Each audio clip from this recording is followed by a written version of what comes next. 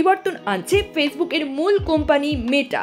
নতুন নীতিমালায় Facebook video থেকে আর আলাদা করে আয় করা যাবে না, সব ভিডিওই রিলস হিসেবে গণ্য হবে। অর্থাৎ ভবিষ্যতে ফেসবুকে যেসব ভিডিও আপলোড করা হবে সেগুলো স্বয়ংক্রিয়ভাবে রিলসে রূপান্তরিত হবে এবং আয় হবে কেবল সেখান থেকেই।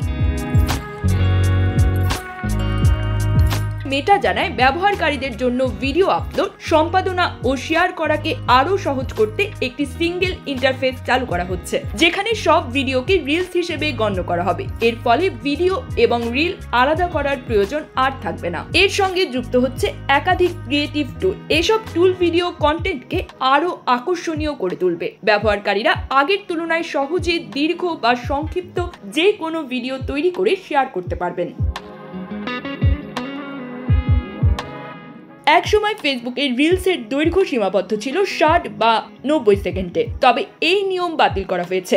এখন চাইলে একজন কন্টেন্ট নির্মাতা 30 সেকেন্ডের একটি শর্ট ক্লিপ কিংবা 10 মিনিটের একটি পূর্ণাঙ্গ টিউটোরিয়ালও রিল হিসেবে আপলোড করতে পারবেন। তবে নতুন এই আপডেটের ফলে যেসব নির্মাতারা আগের নিয়মে ভিডিও পোস্ট করে আয় করতেন তাদের জন্য একটি বড় ধাক্কা হয়ে দাঁড়াতে পারে, কারণ সাধারণ ভিডিও থেকে আর আয়ের সুযোগ থাকছে না। সবকিছু নির্ভর করবে রিলসের উপর।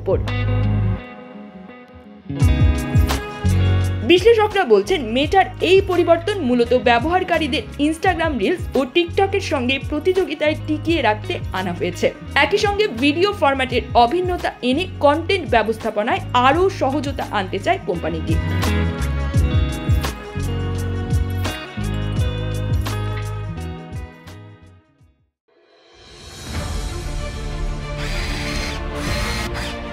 আলোতে থাকুন, ফোকাসে থাকুন, হাত রাখুন প্রজন্মের হাতে।